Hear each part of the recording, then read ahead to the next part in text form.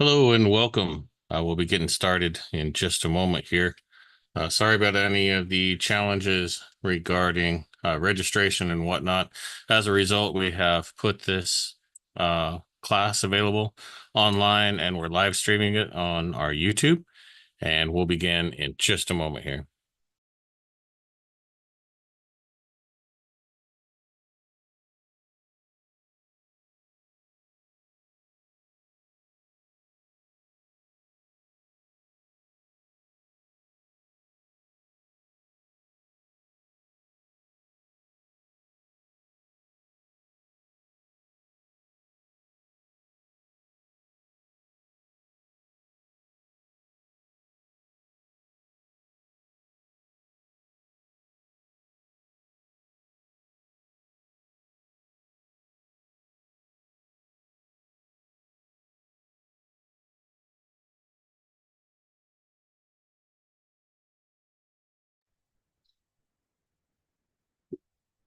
Hello and welcome again um, to our food storage class.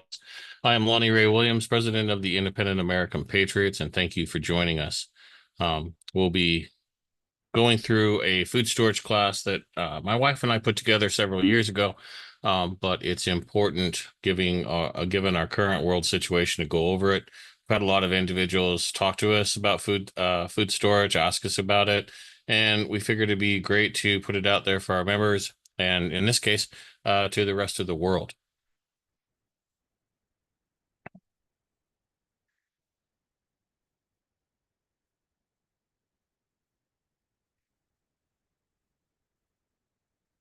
You'll have to forgive me here. I'm a little bit clunky in trying to share everything here.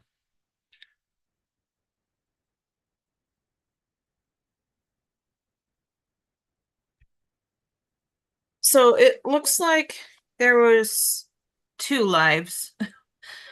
Um, so I see some there on the other live that's waiting. So give me a minute. Okay, we'll wait for them. Okay, we'll wait then. If there's anybody on this live, it looks like a new live has started and it wasn't this one. So if you just go back to the main YouTube page for the Independent American Patriots, you can find the new live. Let me see if I can. Send a message in that old screen. I'm talking to that Oh, okay. live. Let me see if I can get the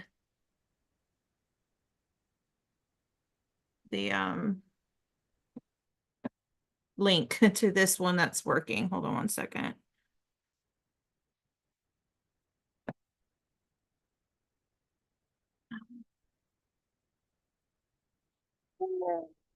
Ouch.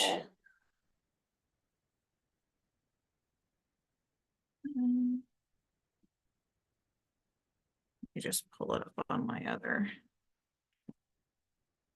thing here. Pull it up here. There we go. I'll just grab this one. Okay, I put the new link in the chat in this. Oh, it looks like everybody's left, but that's okay. Hopefully they came to the new one. There we go. I'll just grab this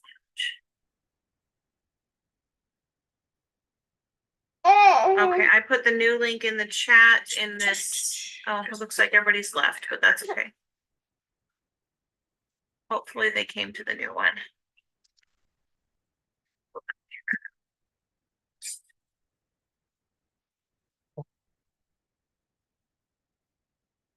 Okay, I put the new link in the chat in this. Oh, it looks like everybody's left, but that's okay.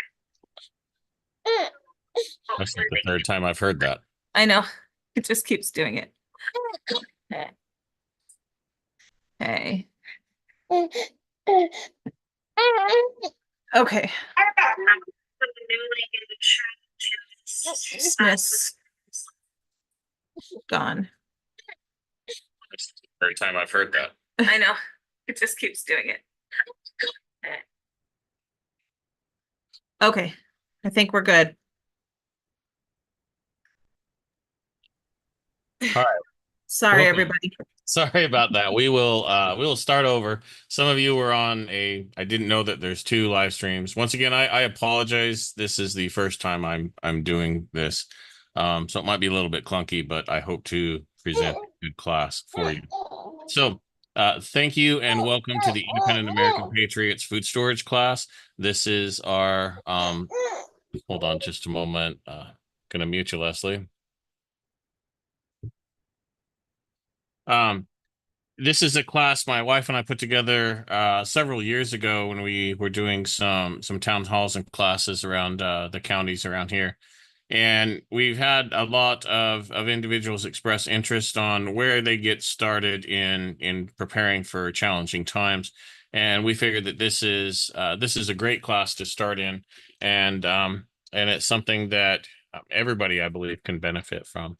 And without further ado, I will get into that. And let me start sharing our screen here.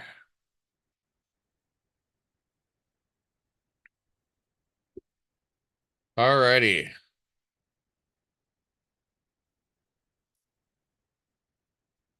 All right. First off, I'm gonna try and change your mind on how you look about food storage. It seems like a really daunting task right now. If you just simply say, "Gee, how would I come up with 2 years of food, and how could I, just live off of that?" And I'm here to show you how you can take that in some small steps and make it very achievable. So first off, let's try and change your mind on how you look at things. Consider that you're a business, you're an inn, you're a bed and breakfast, you're a small establishment, and you have a regular set of customers that are there every single day. And they go through a certain amount of supplies every single day, not just food. And so in the process of this, we're going to invite you to ask about how much food is it going to be necessary to keep your establishment open?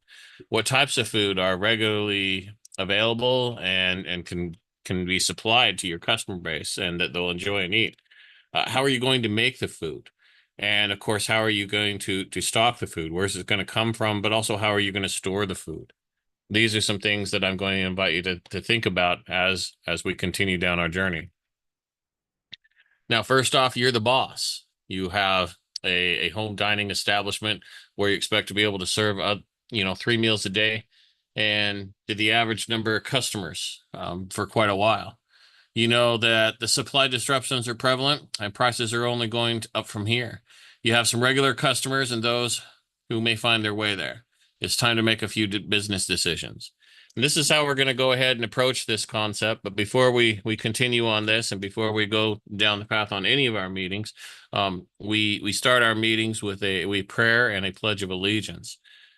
And with that, I'm going to go ahead and take a few moments here to offer up a prayer, and then I'll ask Leslie, our executive secretary, to go ahead and put on a pledge of allegiance for us. Our dear kind Father in heaven, we are thankful for the opportunity to come together and to spread the word, to try and help people to prepare for challenging times again. And we invite you to be here with us to open the hearts and minds of those available, not only here watching live, but those who are in need of this message. Please carry that message to those in need. And we say these things in the name of Jesus Christ. Amen.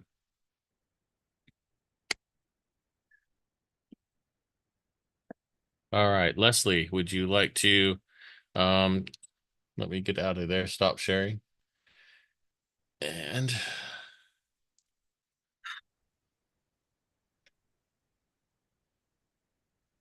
all right, sharing should be on.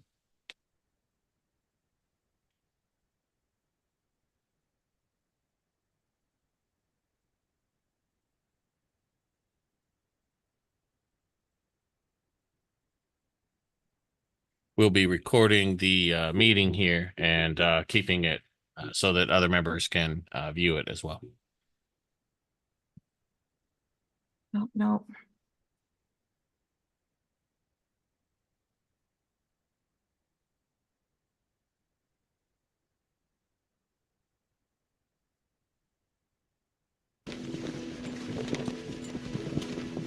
I pledge allegiance to the flag of the United of the States of United States America of America and to the republic for which it for stands, which it stands, one nation, one nation, under God, indivisible, indivisible, with liberty with liberty and justice for justice all. for all.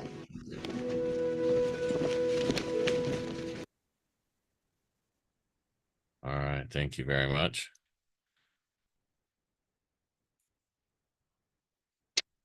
All right, back to our lesson. Sometimes when we look at challenging situations from different perspectives, it helps open up our minds to possibilities, and that's what we're going to do tonight. And just understand that if you look at this from trying to maintain a business and keep it open, it's a little bit easier than looking at it from, oh my gosh, if I don't do this, terrible things are going to happen if I don't have food to feed my family. Our goal is to try and keep you out of the freak out zone and just approach things through a calm and collected manner that we know can be done even in difficult times.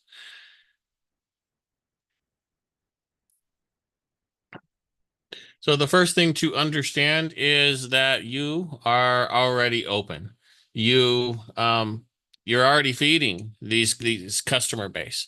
Uh, the only thing that's going to change is times are going to change, and we already know that they're already changing. And your business model needs to change to keep up with that. So food storage, it provides a bridge to transition. The average human being takes 2 years to completely change their life. And what I mean by that is if you are in a technological society and you're dropped off in the 1800s, it would take you 2 years to adapt to that lifestyle.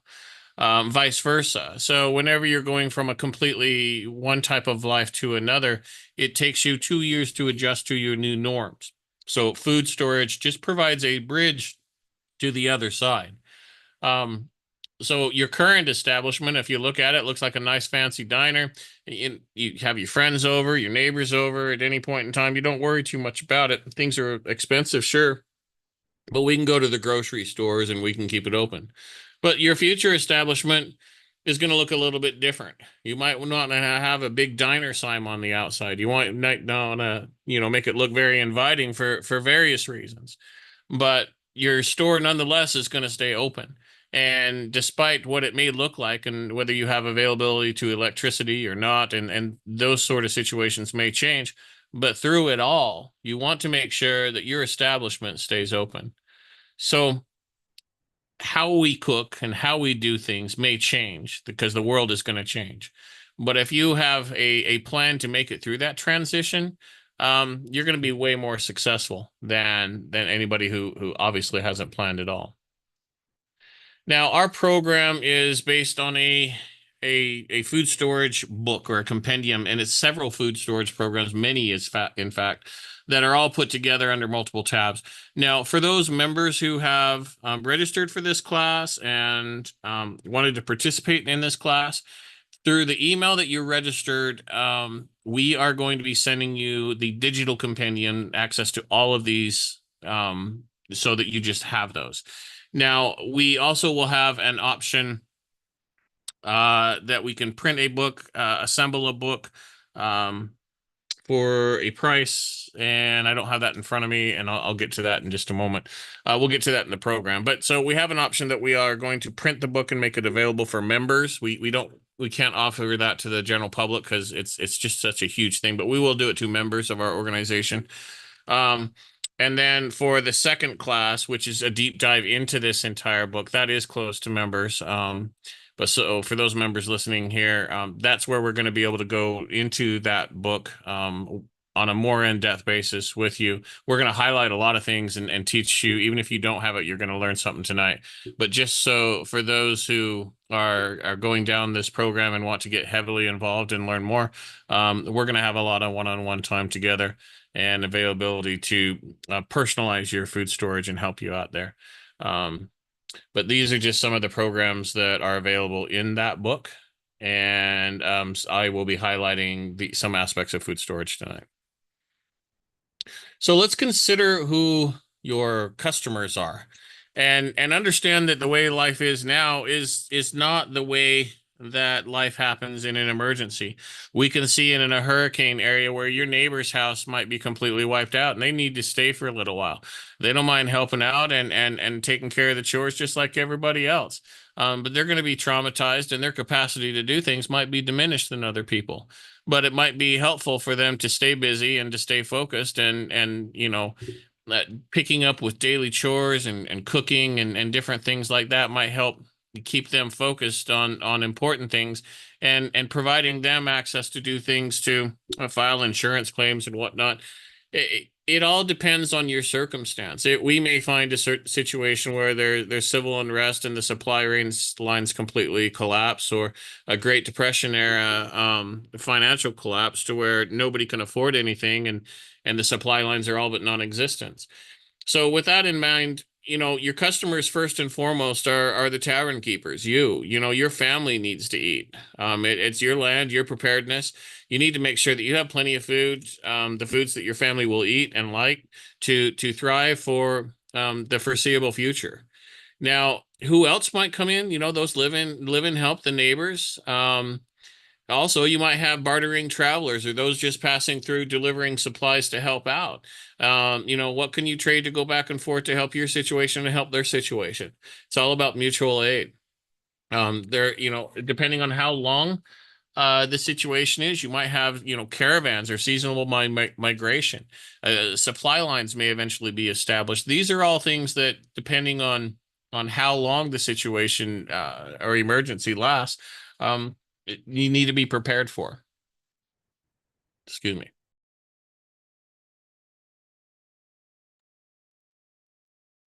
One of the things to consider, excuse me. One of the things to consider is to leave room at the inn.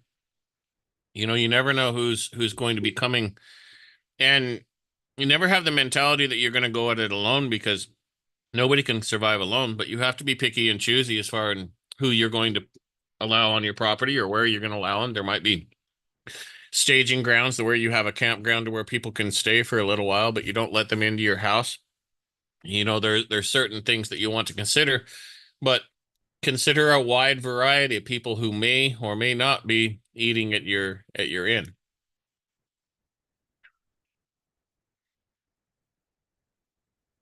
So let's take a 50,000-foot look at food storage for a moment.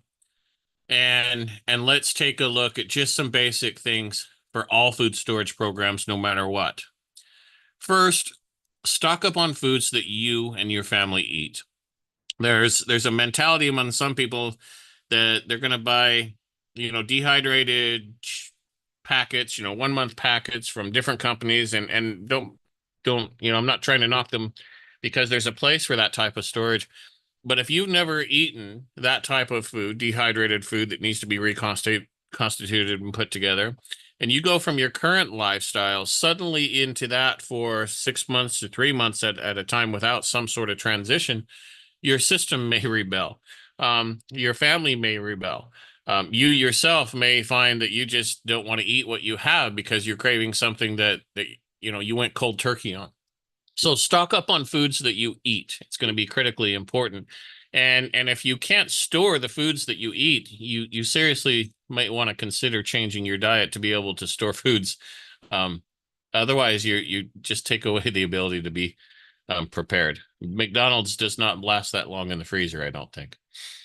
Eventually, all the food that you eat may be obtained solely through growing, foraging, or bartering through it. So having any evolving plan or something long term is important. Have a plan to increase your home production and community trade. Can you make candles? Do you have a trade that would be important during an extended situation? These are factors to consider. And maybe you want to buy candle making supplies, or maybe you want to buy knife sharpening supplies, or whatever it is that you may be good at or have skills in that may be needed. Ensure that you have those built into your preparations. Have a plan to secure your family and your food from mammon and beast alike. When people get desperate and they get hungry, they do crazy, stupid things. And remember, the most important thing and aspect to remember is that you cannot feed everybody. There's going to be a vast amount of individuals that are not prepared for any sort of disaster in any situation. And even some who are prepared may lose everything. And there's going to be some really desperate people. And if you open up your personal storage to 5,000 people, you suddenly will not have any storage, and you'll be just as hungry as everybody else. So consider that you may want to feed everybody, but a mob mentality may swarm you, and you need to be careful on your preparations on who you help and who you don't. So first off, in our book, we have 3 programs that are quick start programs. And there's a lot of different quick start programs out there in the food storage planning, but I'm going to cover 3 basic different types. Number one, there was an individual out there called the Green Prepper that had a 52 supply in 2 weeks. And what I'm going to do, let me get really quickly and see if I can cover this program.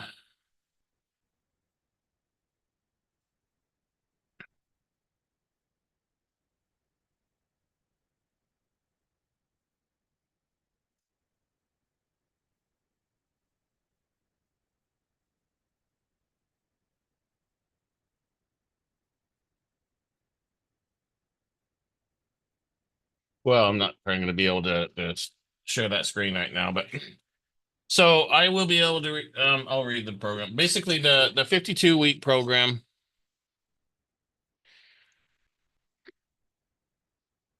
works like this. You for each week of 52, you have a list. Like week 1, you buy 11 cans of Vienna sausage. Week 2, you buy 5 pounds of pasta. Week 3, you get 6 pounds of pasta sauce. Week 4 is 20 pounds of sugar. Week 5 is 10 pounds of flour. Week 6 is 10 pounds of powdered milk. And then week 7 is 6 pounds of yeast. So essentially, what you're doing is you're developing a you have a list that is for one person's food or 5 person's food for 1 year, and you have a complete list, and you break it down into 52 weeks. Now, it used to be when this program was developed about 10 years ago, you could spend $5 a week and get a 1 year supply for one person over 52 weeks. Now, the way it is now with the food supply and inflation, you're probably looking at spending $7.50 a week or $10 a week to obtain a 1 year's plan just by a weekly build to. It's a good way to work as we have a good list to work from and break it down into easily achievable blocks.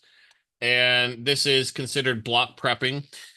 It is pretty bare bones in that it considers your yearly calories without a lot of variety. It can be easily scaled up in time and amount, but keep inflation in mind that throughout all of these programs, as a matter of fact, that whatever you buy now is always going to be more expensive in a few days, weeks, or months. Now, the other thing to keep in mind is how happy would you be if this is all you had to live for in 1 year? And one of the limitations of a program with just the list shopping is it assumes a couple of things. It assumes that you know what you're going to do with all of these ingredients. And this happens in a couple plans. The third plan I'll talk about is the same thing.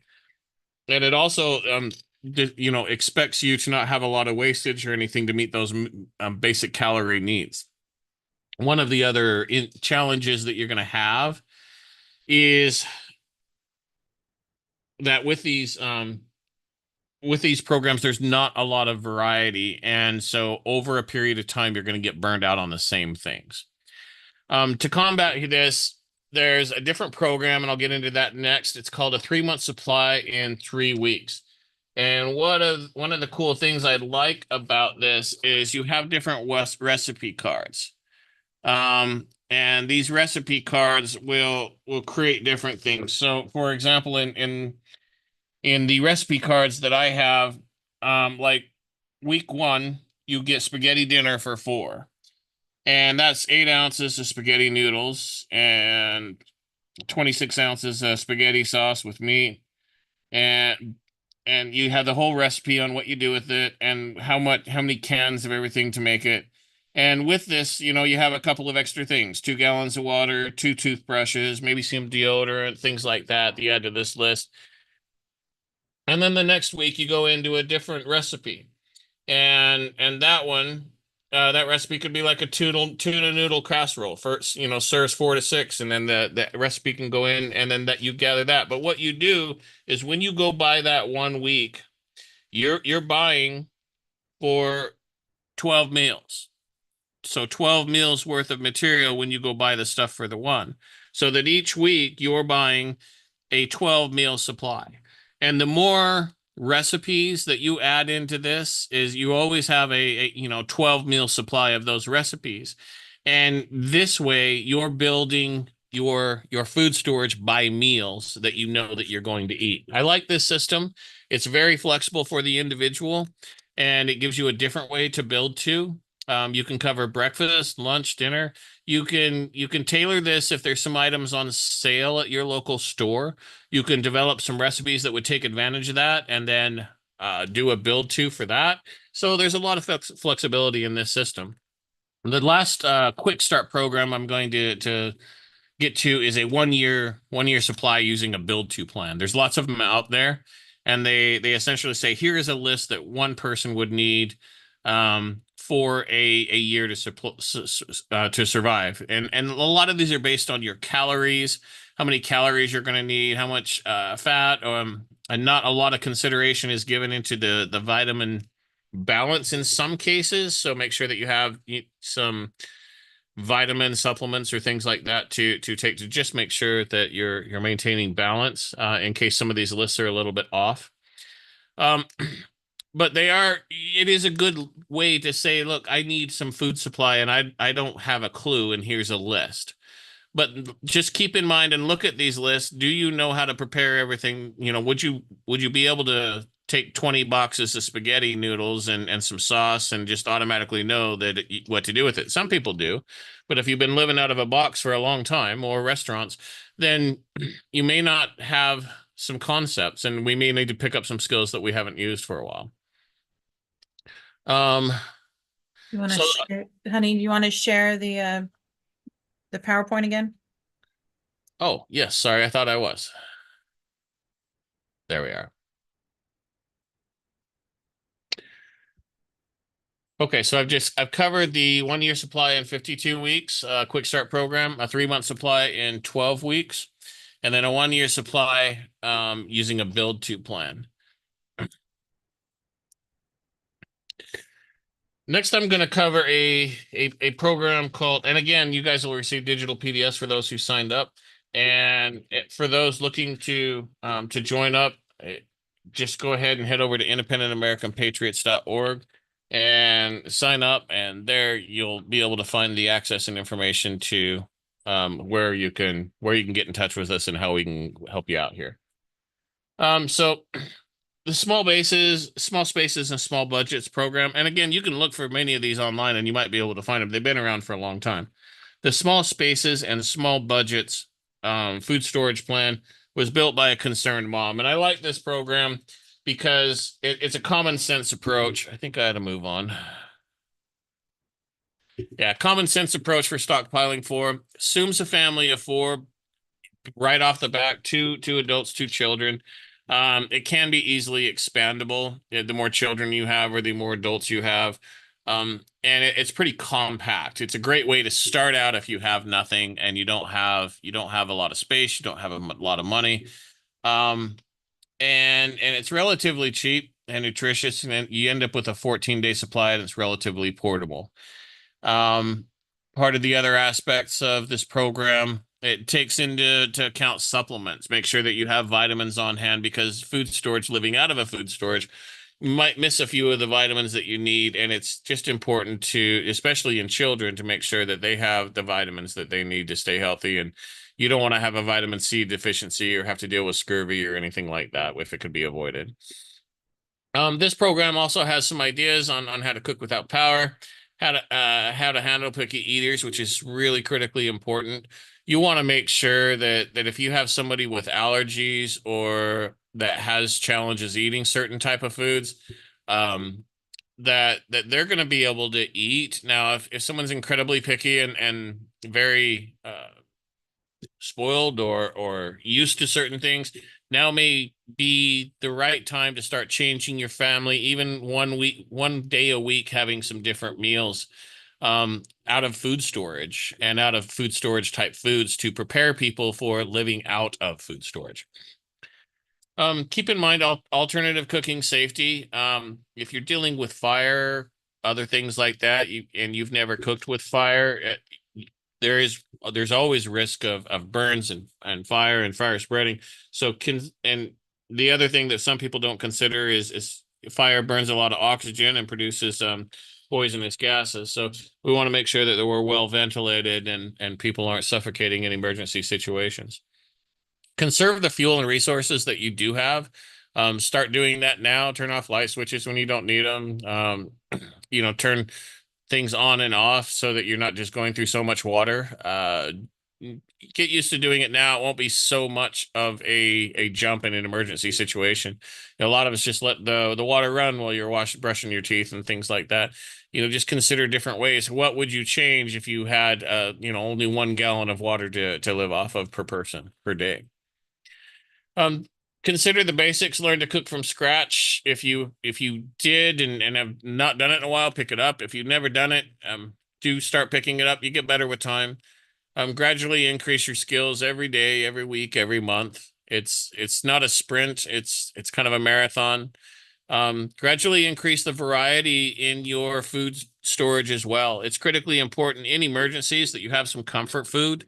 So consider Hershey bar, cocoa, different things like that, that on occasion can be brought out and said, "Oh, there's a nice happy moment that it just breaks the monotony of eating spaghetti every day or whatever it is that you have stocked up, but mostly." Cover your basic nutrition and buy what you'll eat. All right, let's see here.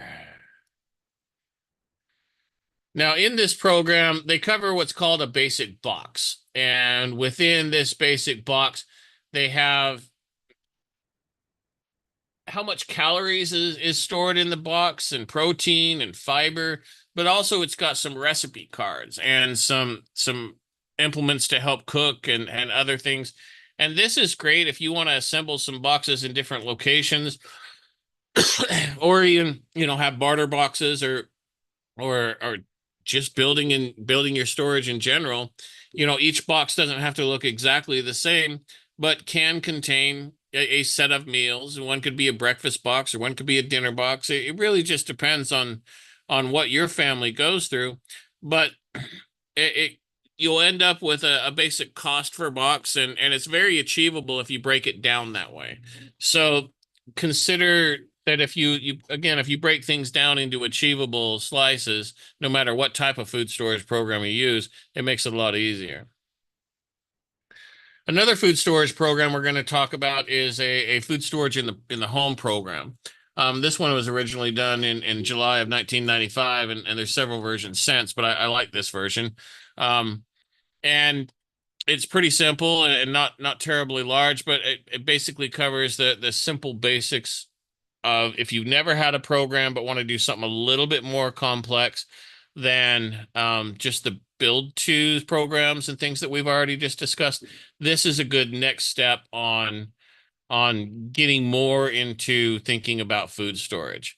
Who should have a food storage, why have it, what to store. Goes into the food pyramid.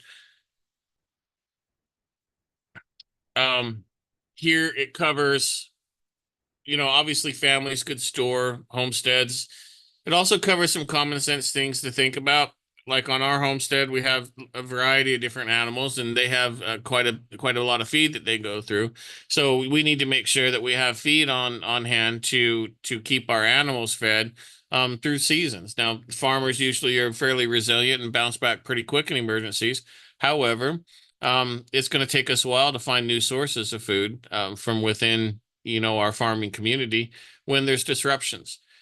So consider not only livestock, but pets as well. Consider all the things that you might need. Schools, churches, businesses, clubs, anybody who consumes nutrition to live, anybody can have a food storage program. And the more places that you have it, the more resilient you are. You never know where you're going to be when you have an emergency. So, um, emergencies happen, disasters are frequent. We have a lot of hurricane challenges lately. Civil disorder is a continuous threat, especially around our election that comes up. A full 40% of our population believes that there's going to be civil disorder before we even make it to an inauguration, regardless of who is elected.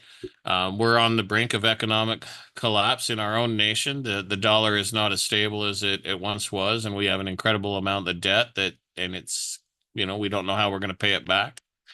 We've also experienced supply chains that have failed, especially during COVID and the aftermath. We had periods of time where there were so many ships they couldn't get into port, and periods of time when there was no shipping going on at all because nobody's ordering anything and everything's closed. So it's the world is always changing, and especially lately, and supply chains are very, very frail. China right now is going through their own Great Depression style of economic collapse, and China is incredibly important, at least to the plastic toys that everything is produced. And it affects us as well. Governments also fall. There's not a single government that's made it through all of history, and I don't think that we should be naive enough to think that ours is invulnerable. So what should you have, and what should your storage have? And I'd like you to start considering not just food storage. It is a whole business storage. And this means everything from water collection and filtration, food and food variety, food balance. You know, if you just have a lot of beans, you'll probably have a lot of fiber, but you have a lot of other challenges as well. If you just simply have nothing but canned food, do you have any can openers? Do you have enough can openers? I don't know about you, but it seems like can openers break after about 2 or 3 cans nowadays. So make sure that you have plenty of ways to get into the food that you have. Food moderation is important. If you find things that are just on sale and that's all you stock up on, you may find that you are way out of balance on your food storage. You may have tons of carbs, but nothing to go with it, or no gravies, and maybe you have tons of gravy, but nothing to go with it. So consider that you want a good balance. You want your place to look like a general store or your food storage. Food nutrition is always important. Keep calorie counts and you make sure that things have vitamins in them. You're not just buying empty calories. Everything you need to sustain life, comfort, and rebuilding should be in your storage. So the food guide pyramid, I'm gonna make use of this and explain it. So we understand that the food guide pyramid was implemented during a period of time of economic uncertainty in our countries and this is a cheap way of living and a cheap way of getting the nutrients that you need to sustain life. However, long term, a lot of studies have come out since then that this is not necessarily a completely healthy way of living long term. And so I don't want to get into the ins and outs of that, but I think it's important for us to understand that the food the food pyramid is important when it comes to food storage, in especially when there's economic considerations that you're dealing with. Now, if you're on a keto plan and you've got 5 freezers and tons of batteries and generators and gasoline and you're all ready for that's okay, but that's not practical for a lot of people. And if you're looking for the most bang for your buck in food storage, the food guide pyramid is still where it's at as far as how to keep your family alive through whatever challenge you're going to need, and until you can at least start building more protein into your life. Now, designing your emergency storage, consider your capacity to store. And what I mean by that is some people have apartments, but go ahead and buy a huge food storage, spend thousands of dollars on all these containers. It's a great efficient way of doing it space wise. However, they still have pails and pails and pails, plastic pails all over the place, and it needs to be properly stored. Now, if this apartment gets hot or gets very cold, or wherever it is that they're stored, then that reduces the life of that food that you've stored. So if you don't have the ability to store it, then please don't store it or don't even buy it, because you're just wasting your money. Consider your emergency storage conditions. If you're prone to flooding, it may not be smart to have a basement and have all your food in your basement. If you're prone to hurricanes or those sort of things, might want to have a hardened storage facility on your place that's where you store your things. Tornadoes, same things. Maybe you have a root cellar or a storm shelter that is designed, and that's where you want to make sure that some of your emergency things are. Consider that you have a place to store it. Be mindful of ways to back up your storage. And what I mean by that is if you have a freezer full of meat that is part of your storage and you have a generator and about a week's worth of fuel, then make sure that you have pots, pans, and canning things so that if you need to, you can can what's left in that freezer in case the power is not going to come out, so that you don't lose that food storage. Find ways to back up your food storage in every way you can, so that if things start going one way, you don't lose your whole food storage. And always seek to increase your storage capacity. So starting your food storage is always the hardest thing that people do. It's expensive to even eat right now. It's an impossibility. And the first thing is to change your mind about how you're going to do it. You're always going to want to stay in business, and you're always going to want to feed your family, and you're already in business now. So to not have a food storage is making a decision to not stay in business when times go bad and not feed your family. And I don't think that's a recipe for success that any one of us want. So make the decision to work on your food storage, and then it's just going to be part of your life. It's going to be part of your preparedness. It's going to be part of your gardening. You'll buy seeds, things to put back, extra tools. Your mind is to always keep the store open and increase its availability of fresh foods. Take care of your perishable items. They perish, and so they need to be rotated. Ensure that you're using and eating out of your food storage. Your food storage should be your personal grocery store, and you should be eating out of it. And when you go to the grocery store, you go to resupply your personal grocery store, not to just get stuff to eat. Making that single decision change and change of attitude will instantly just start having a food storage just by changing your attitudes. So when you go to purchase things, double purchase. At least if you're going to make spaghetti dinner for the family, then go up and purchase the stuff to make two. Freeze and preserve the things that you need to, and put it away for a rainy day. Every time you go out to do something, just purchase something extra, and eventually you're gonna make more food storage. Lump sum purchases whenever you come into any extra money, or just on regular schedules. Just decide that every month or every so often you're going to spend $200 on bulk flour, bulk whatever your priorities are at the time. It could be beans, it could be rice. Just get your calories up there first, just making sure that you're having something rather than nothing. And then, as always, store things that you'll use. How much food to store? Well, it's an open-ended question, because nobody knows how long a disaster will happen. Most emergencies are over within 30 days or so. However, as we've seen, it's taking longer and longer for quote unquote normal to resume. It's taking months for places to resume, and none of us are any illusion that places in the South right now, because of the hurricanes, are going to be, well, they're going to be rebuilding at least for a year or two. So the longer that you can have some sense of stability, the better. 18 to 12 months is a great target. Ideally, remember, it takes 2 years for someone to completely come to an adjustment to a new way of life. So if you fully expect that the whole world's going to collapse in one way or the other, then your goal should be 2 years. However, if you have 30 days food supply, you're well ahead of the game, and well aware ahead of your neighbors. Always keep in mind water. A minimum of 1 gallon per day and one per person is going to be needed in an emergency situation. Don't forget your toilet paper and sanitary supplies. Don't forget the ladies. They have long-term needs. There's a lot of different ways for ladies long-term to take care of those needs. However, everyone is different.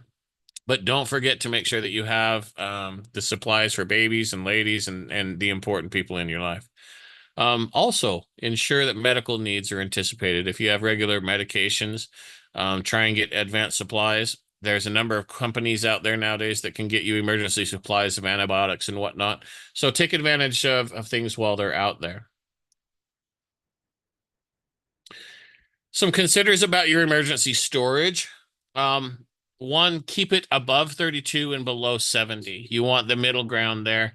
You don't want things to get too hot. They start spoiling a lot faster. Same thing with too cold. The more that you can keep it in a cool, dry place, the longer it's going to stay. I do say cool and I do say dry. Temperature and moisture are the two things that can destroy food storage really quickly.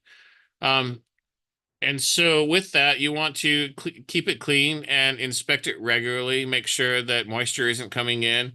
You want to do your best to protect against rodent and insects. No matter what you do, you shouldn't expect that they will be a problem, because they may not be initially, but pests always look for a way to get in there. So preventing things by storing things in steel cans, old freezers, old refrigerators, metal boxes, just different ways to keep rodents, insects, and things out of it. There's a lot of different ways to do it on the cheap. Everyone's always throwing away old freezers, and we usually collect those up. and that becomes our dry storage for noodles and whatnot. It just kind of works because they're fairly insulated and usually generally airtight, so it helps preserve things a little bit longer. So let's see here. Storage and life. Everything deteriorates on some level. Now, some things there's been some canned and preserved things that sunk on an old steamboat in the Mississippi, and they dug it up and did tests, and sure enough, you could eat it, and it even had nutritional value. But that was really stored under perfect conditions, and you could eat it 100 years later. But when not stored in perfectly preserved conditions, um, then things deteriorate and deteriorate rapidly. So keep rotating your storage, and the way to do that is to eat out of your food storage. It's your personal grocery store. Keep it stocked and keep it used. um Make Can sure I that, put in there? yeah, go ahead. I just want to let everybody know how we do it. So we have a list that we just printed off, like off Excel, that it says the date that we took something out of storage, like a can of beans, how many of that, whatever we took out, how many cans of beans we took out. And then when we go to the store the next time to do our grocery shopping, we go grocery shopping once a month. When we go to the store, then we take that list with us and we say, okay, we used 5 cans of bean this month. We need to buy the 10 cans of beans because we buy double than what we used. And that's the way that we keep track of it. So we make sure to restock what we used and to build. That's great. And thanks for mentioning that, because that brings up a lot of things. It tells you what you're using, and it also tells you what you're not using out of your food storage. And so you can go through your list, and then you can look at your shelves and say, okay, well, this area here has not been touched, and that gives you a good idea or inkling to try and work those items into next month's or next week's food planning, so that you can start working on those and start drawing those down and cycling those out and keep your supplies fresh. So there's a lot of great uses for that list. And yeah, thanks for reminding me of how we do it, because that's how we shop. We shop to resupply our store that feeds our home. We don't necessarily just say, okay, I need to make this recipe. And if it's a new recipe, sure, we'll get the stuff at the store. But generally speaking, if it's something that we don't already have materials and recipe for, then which isn't much, but then we'll go out and buy it. So thanks. Okay, so the things that affect storage life. Packaging, of course, affects it. Insects and rodents will ruin your food storage in a heartbeat. Temperature definitely it's temperature definitely will do something. Sorry, I should have turned my notifications off. Temperature will definitely affect it in a negative way, especially if it's too hot and too cold. Time always affects it, and light is another thing. There's a lot of if everything exposed to light deteriorates, some of your plastic is designed to deteriorate in light, and you can have, if you have windows in a garage or something like that, and those windows light on your plastic packaging, if you have a lot of water stored in those plastic, maybe old 2-liter bottles or something, then they deteriorate, then you could have a flood and ruin your whole thing. So consider how things are stored, and that light can affect them as well. Humidity, moisture definitely affects it. So more than just food, we did cover this a little bit, but make sure that you contain sanitary things, not just for feminine hygiene, but sanitary for your home house. Can you clean your home? You want to be able to continue doing laundry and doing the mirrors and keeping bacteria away from different areas. So you want to be able to continue to clean, and in disaster areas, that's one of the things in the hurricane zones that you see is people really desperately needing cleaning supplies.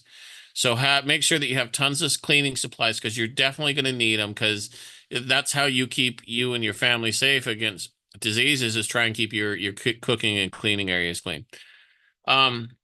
Light, heat, and fuel are all important for you being able to survive and thrive. You can have all the food in the world, but if you don't have anything to cook it, it really doesn't make it very effective. So make sure that you have ways to cook it and fuel if necessary, if that's what you need for cooking. Either way, you probably are going to need some fuel to keep warm and keep, some way to maintain light, because especially in the wintertime, it gets dark early.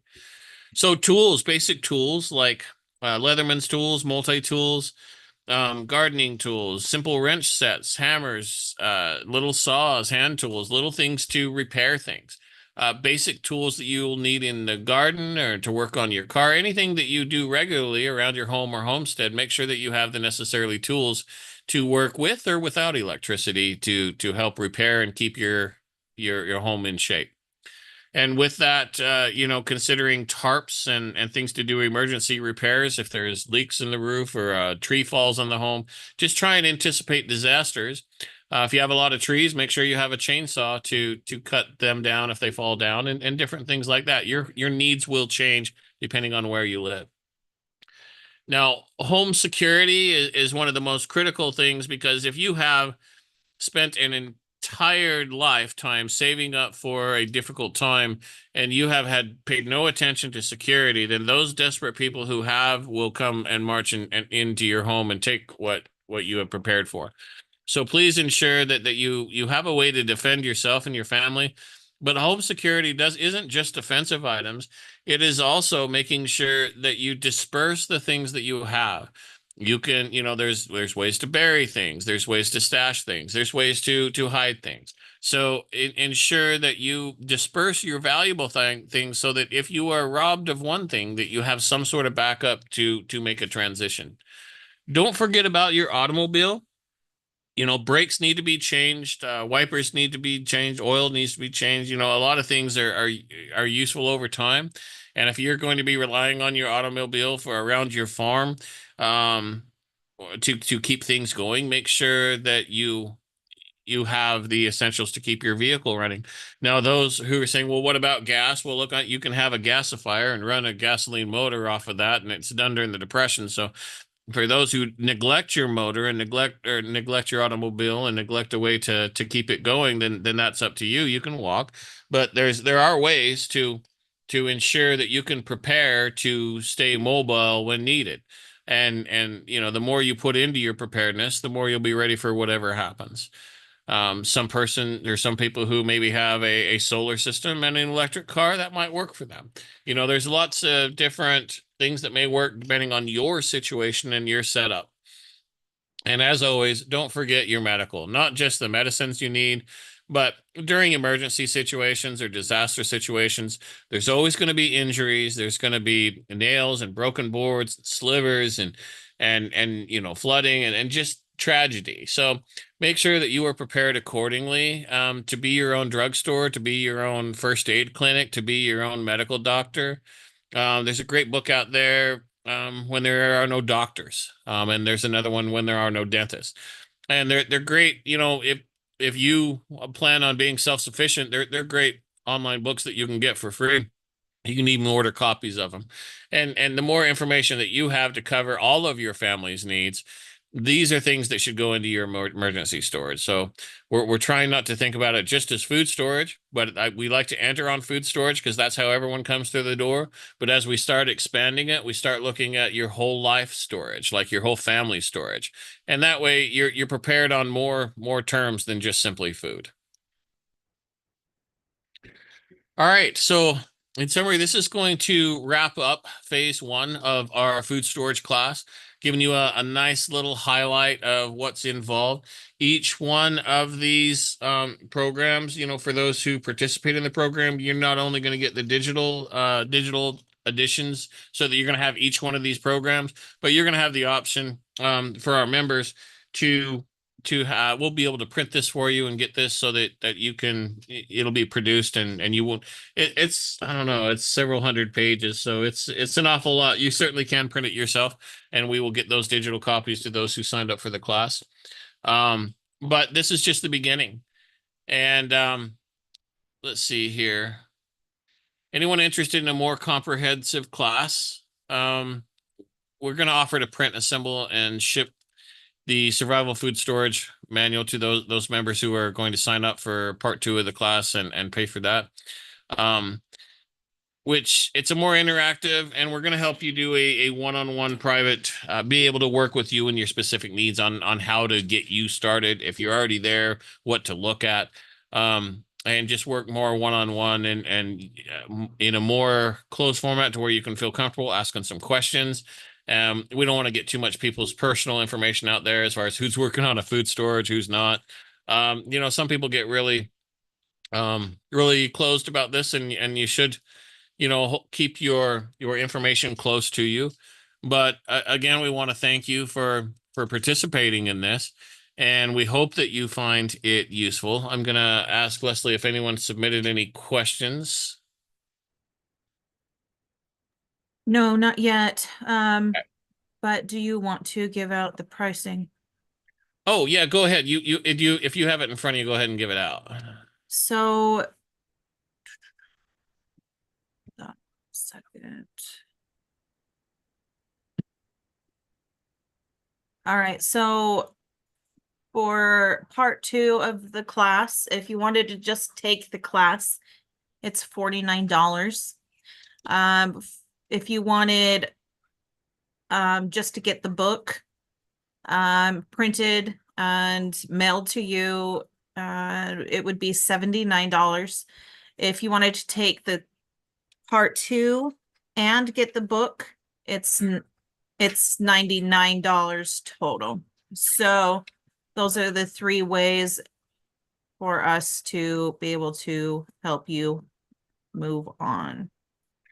All right, and we will get a comment on this video pinned with that and how to sign up in the Independent American Patriots, how to join our organization.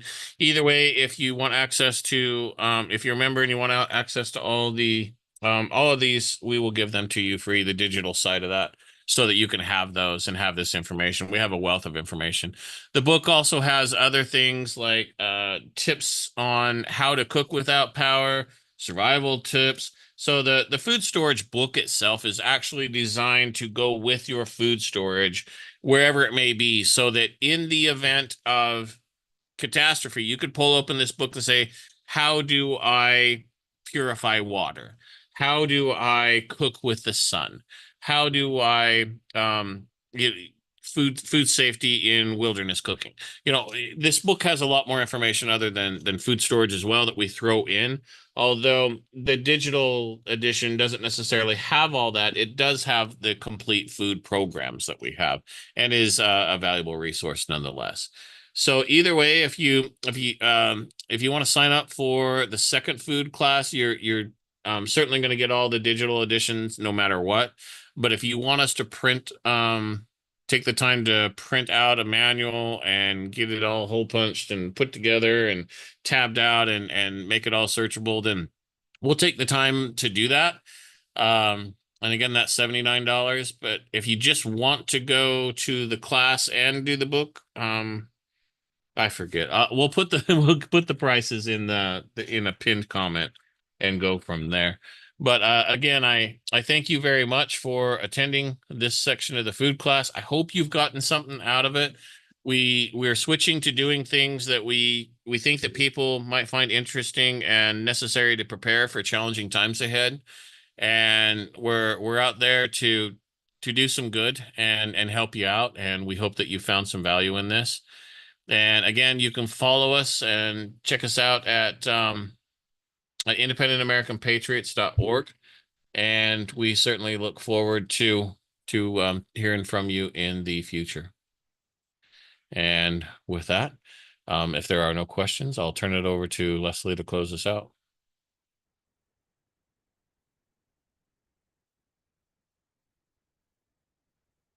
Maybe not. Okay.